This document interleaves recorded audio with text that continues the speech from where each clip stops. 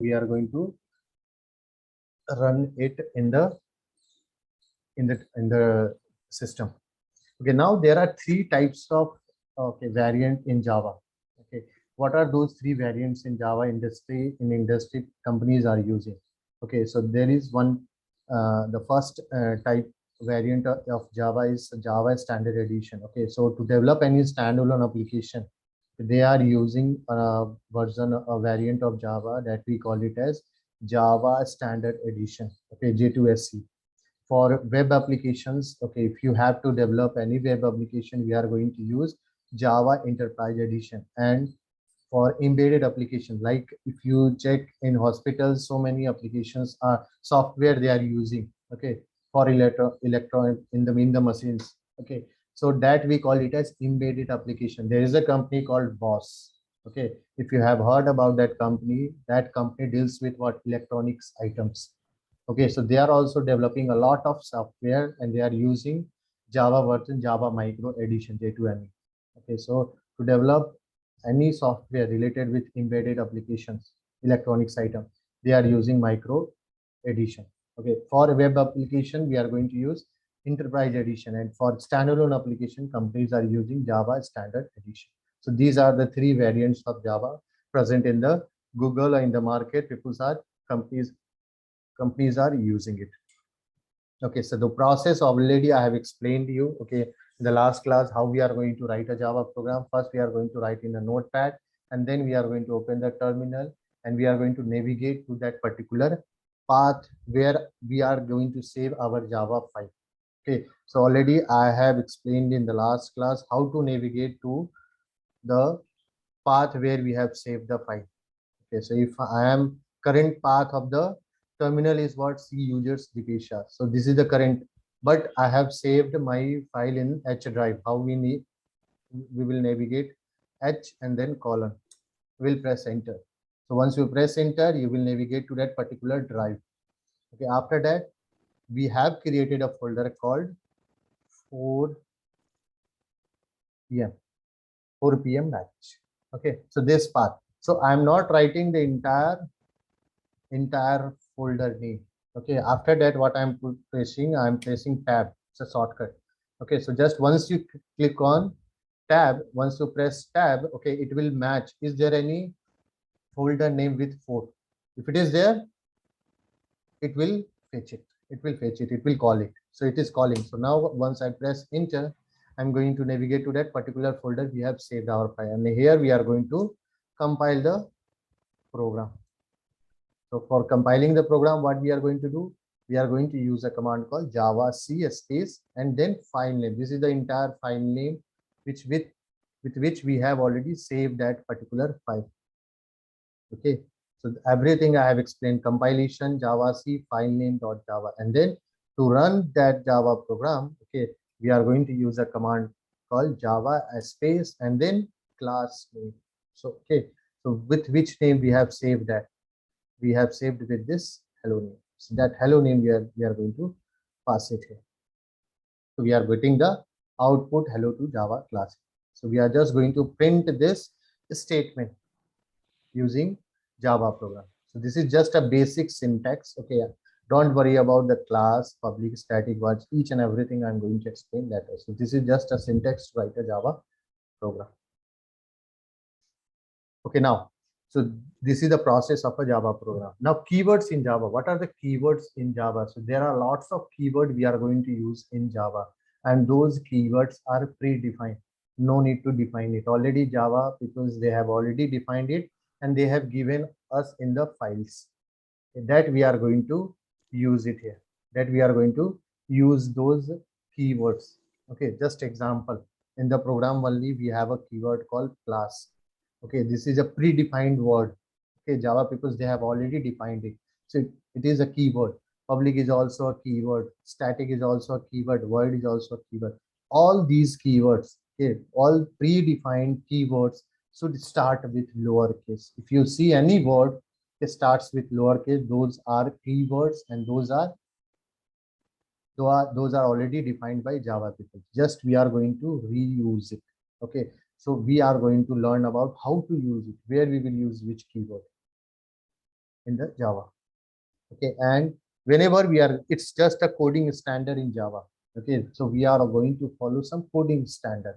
Okay, so whenever we are going to create any Java class, okay, whenever we are going to create any Java class, so just like a hello is a Java class, hello is a Java class. So when you are going to create any Java class, okay, that class name should start with uppercase. It's just a coding standard. Okay, it is not going to matter, but it for a coding standard, okay, always we are going to start with uppercase class name. Okay, and now so another concept.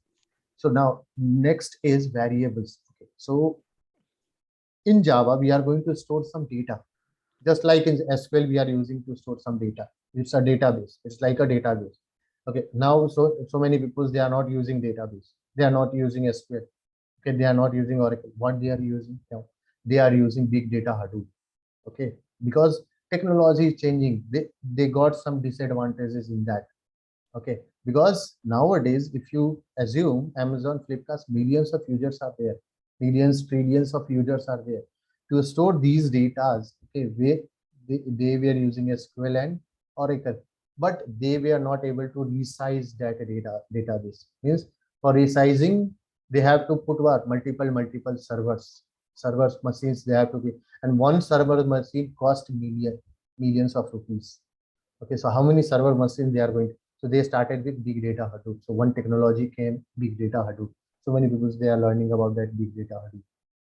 Okay, so in Java also we are going to store some data, some values. Okay, to store that data and value, we are going to use a term called variables.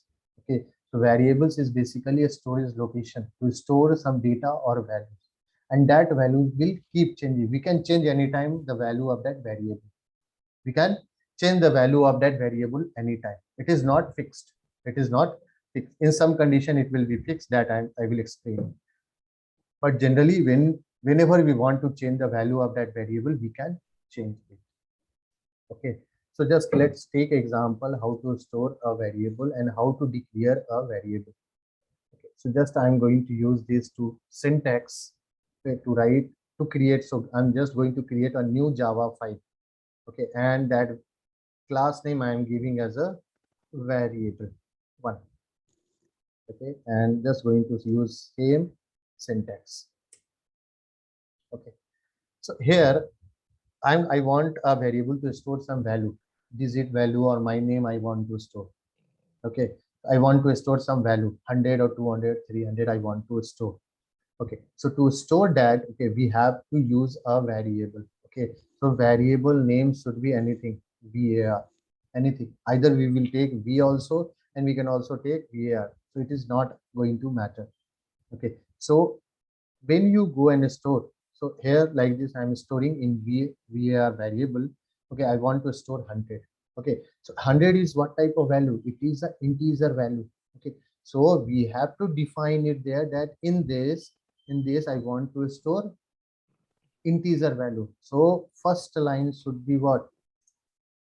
Var. Means in this variable, this is a variable name. Okay, in this variable I want to store integer value. I want to store integer value. Okay, and in the next line I am putting what? 100 to this value. Okay, in Java each and every operation is going to start from right to left, every operation. So 100 is going to assign to whom? VAR. And in VAR we are going to, we are declaring it here. So here we are declaring that in this variable I want to store what? Integer value. Integer value in this variable. Okay, declare variable. And here in this line we are going to initialize. Initializing means we are going to put some value which is variable. Okay, so this line we call it as initialization of variable. So initialization of the variable. Next line I'm going to put what value is going to be stored in var. So directly we will use this line system.out.print ln, and then we can store var. So here it will print what value is getting stored in this var value. var value. Okay. This way we are going to define any variable in a class, in a Java class. Okay. So now if I'm going to store, so let's remove, just for explaining, I have written these two lines. So because it is going to throw some syntax error, that's why I'm going to remove that, and I'm going to store it here, save it here in the file, in the folder name, H drive. In H drive, we have already created a folder called OPM. So here I want to store. Okay. So whenever I'm saving, see what I'm doing, I'm copying the class name. I'm copying the class name. We can save with different name also, but when you will compile and run, you will get confused. Okay, you will again you have to recall that which name we have saved, what Java class name I have given. So it is better to keep file name and class name same, so that you will not get confused at that time while compiling the Java class and while running the Java class. So here same Java C, and then we will copy paste the file name and then dot Java. So if I'm going to run it, see, we are not getting any compile time error. So means there is no any syntax error. So one, I will pass the command to run the Java class, Java space, and then class name. See, 100 we are getting, because this 100 is getting stored in where? In this variable. Okay, in this variable 100 is getting stored. Okay, this way we are going to declare a variable and initialize value to a variable. Okay. So every time, okay, so many times, okay, but from now we are going to use variable to store some value, Okay, we can also do one thing. Okay, here what we are doing, so in Java coding standard, what we have to minimize the lines of code. Okay, so that lines will be what the Java code should be in a means in less number of lines. Okay, so here what we are doing, we are declaring in one line and we are initializing in one line. Okay, instead of that, we can initialize and we can declare it in one line. Int var1, so different name I'm using. You can't use same name again. Okay, you are going to get error. Okay, so I'm using another variable. So var1 I'm giving. Okay, and then we can, in same line, we can do both.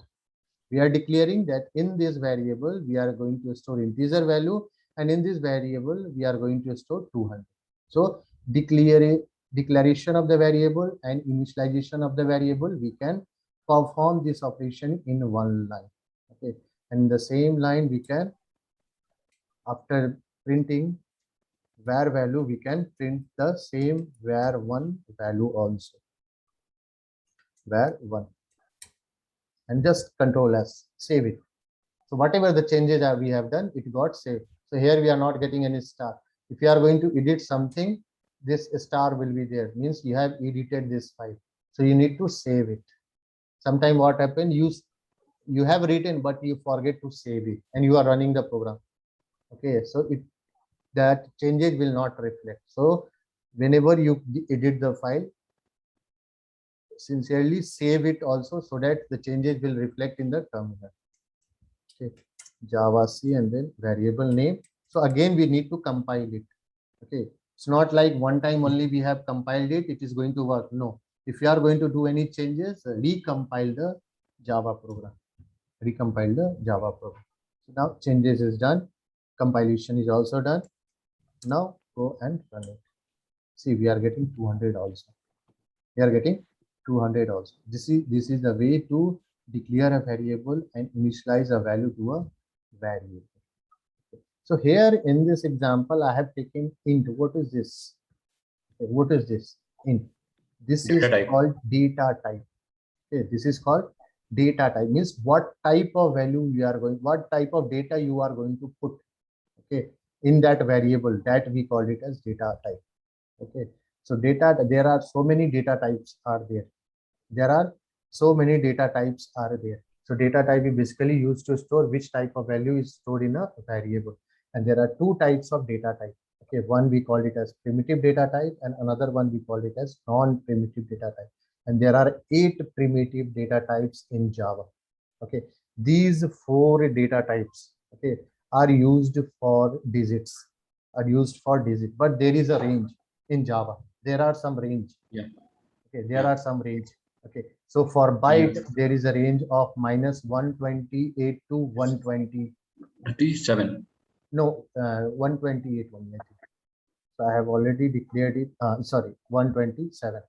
Okay, so for byte, there is a range of -128 to 127. Okay, till this range of value we can store in byte. So just create one more file. Okay, and where we are going to see all these data types. All these data types.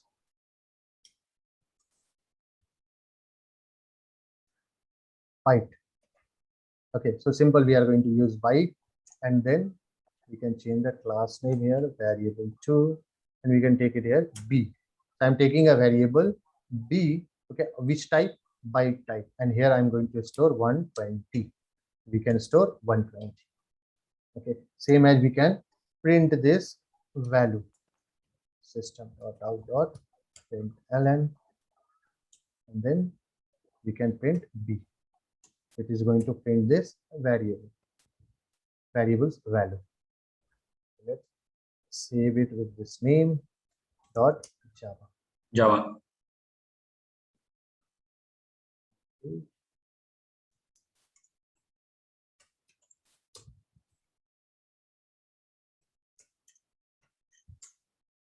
120 we are getting. If we go and store what more than that, what we are going to get? Yes, sorry. If we go and store more than the range, see, incompatible type, possibly losing conversion from means 120 is a type of integer value. Okay, it is not going to, yeah. So it will not, you are going to get error. Okay, so byte will allow only from -128 to 127. Okay, now another one, we called it as sort data type. Okay, so sort data type is going to allow the range from -32,768 to -37. 32,767. Okay, so this is the minimum and maximum value it is going to allow. It is going to allow. Okay, so let's go and check for sort. Okay, so sort s is equals to, we can store, and same way we can print the value of s.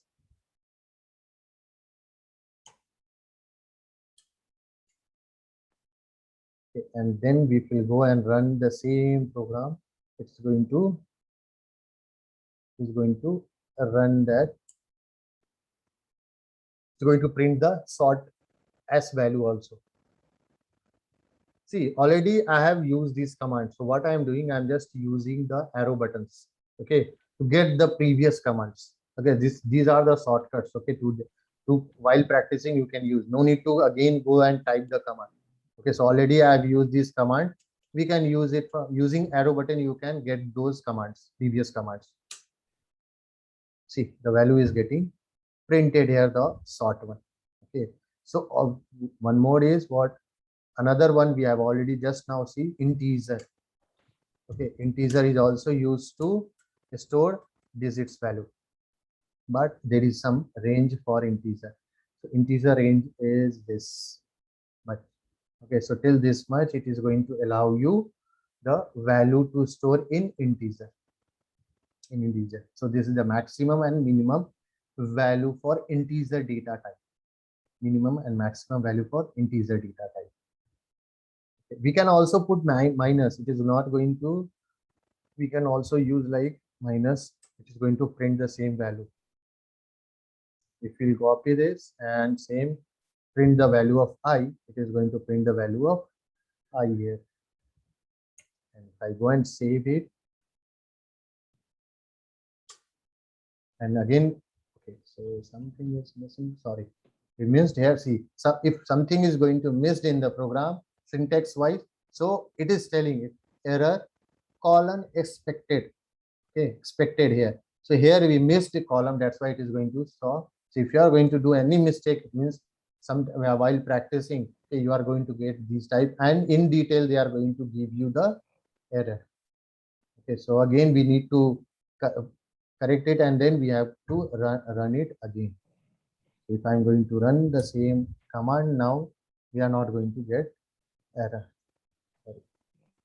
We ran previous one. See, it is printing the negative value also. So this is called, this is the integer data type. Okay, and another one we called it as long. Okay, that long we can use like this. So long data type is there. So these are the 8 data type. So byte we have seen, sort we have seen, int we have seen. Now we are going to use, we are going to see long data type. Okay, so in long we can store values. So there are some range also for long data type. Okay, so for long data type, this is the biggest data type for integer value. Integer value. Okay, so they have here, it is given as the maximum and minimum value for long data type. Okay, so when you go and use long, okay, here you need to provide what? With the value we have to write L. Then it will indicate, okay, this is a long value. This is a long value. Okay, and same way we can print the value of L in the using system.out.println L. Okay, now go and run that Java class. Is printing the value. Is printing the value here. It's printing the value. So these are the 4 data type we are going to use for digits. For digits. Okay. Now, if you have to store some decimal value, okay, so they have given 2 data type. Okay, 2 data type. Those 2 data type we called it as float and double. Float and double. Okay, these 2 data type is going to be used to store decimal. Sometime in Java we have to store some decimal values. Okay, so for that they have given data type. Okay, so we can declare a variable with this data type. We can store the decimal values. Okay, so let's go and take the float first. Okay, so float f is equals to some. Okay, so this is one decimal value I want to store in this f variable, and the data type is what? Float. Okay, same way we can go and print the f value. We can print the f value.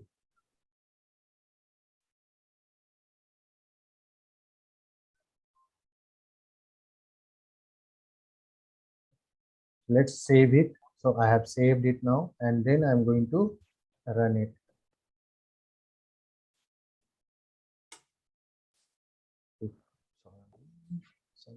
Okay, so there is, okay, so this is not going to allow this bigger amount of value. Let's compile it again.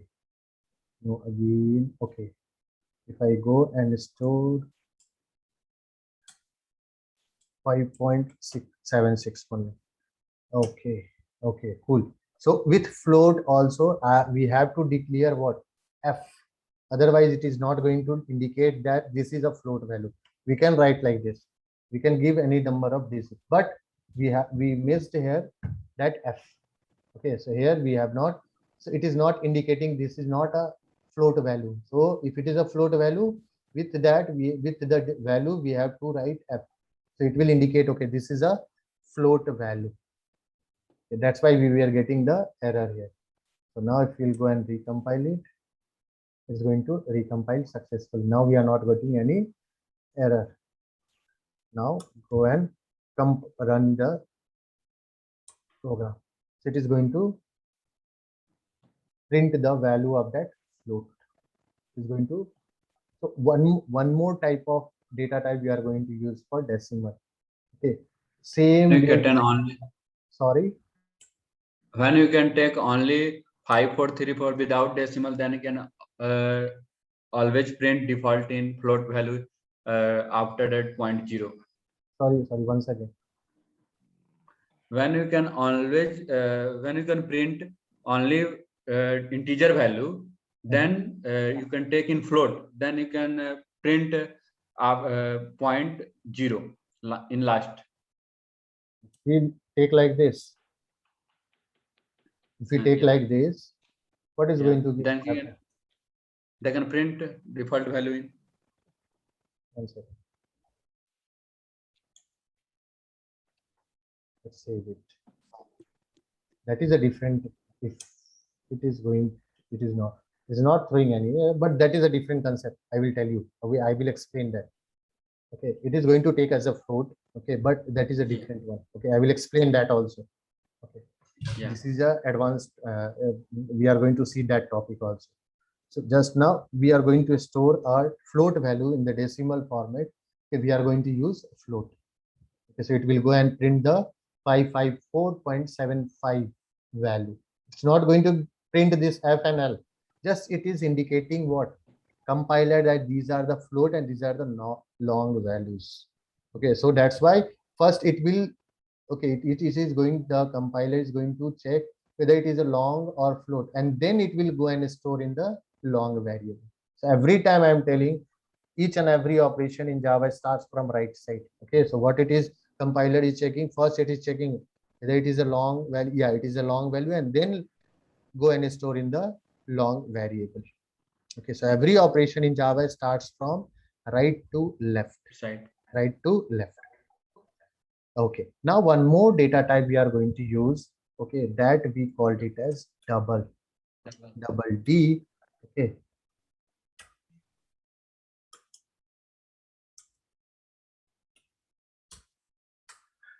okay, so this D, so there is a difference between float and double. Float and double. Okay, so let's go and print D value. What it is going to print.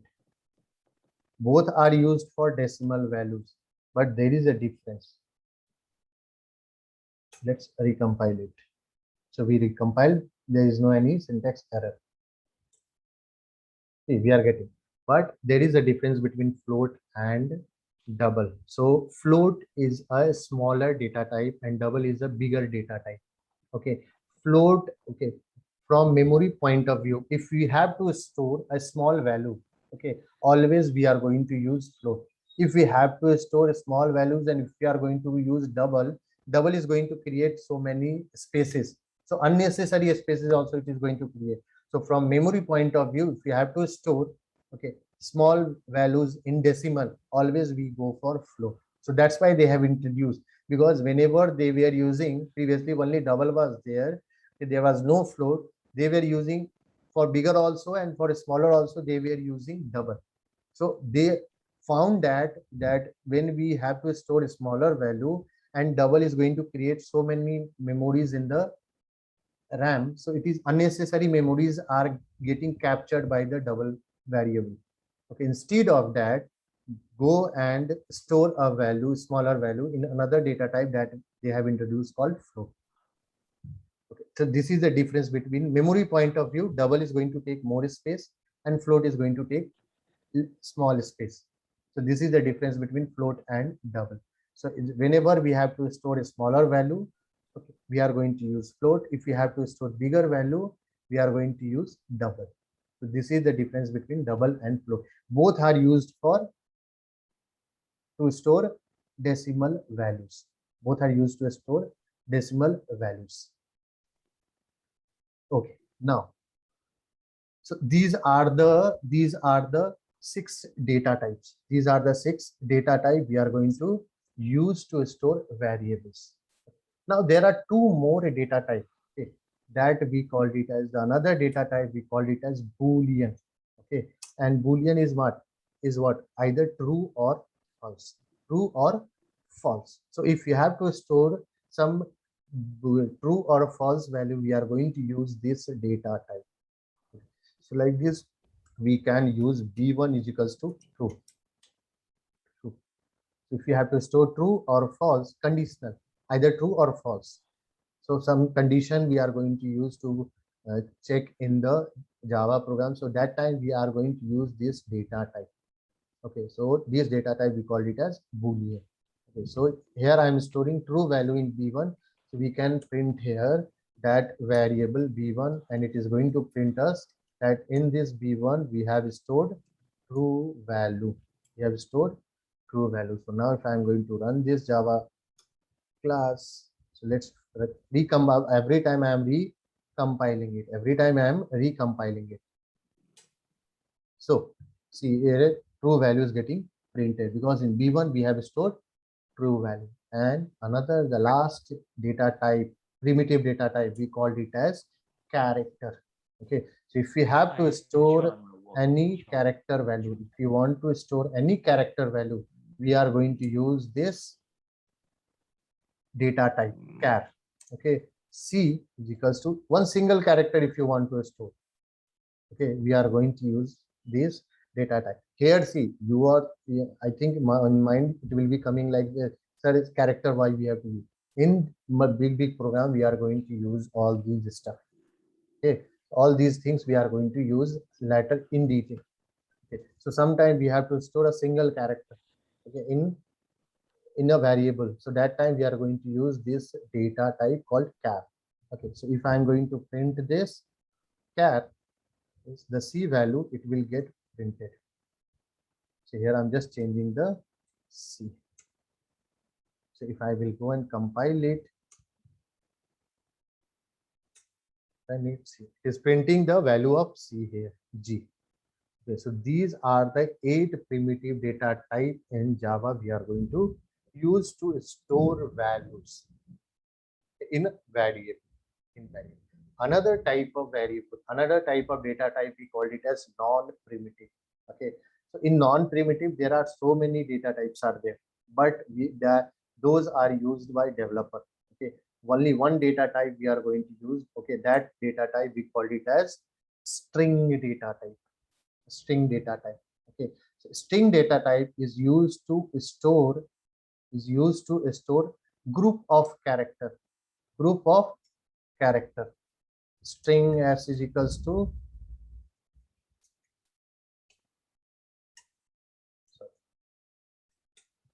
okay, so if you have to store group of character, we are going to use this data type. The same way, if I am going to print this s and just go and recompile the, sorry, already we have taken s somewhere, right? We need to take s1 and here s1. So if you go and repeat the variables, it is going to throw some already defined.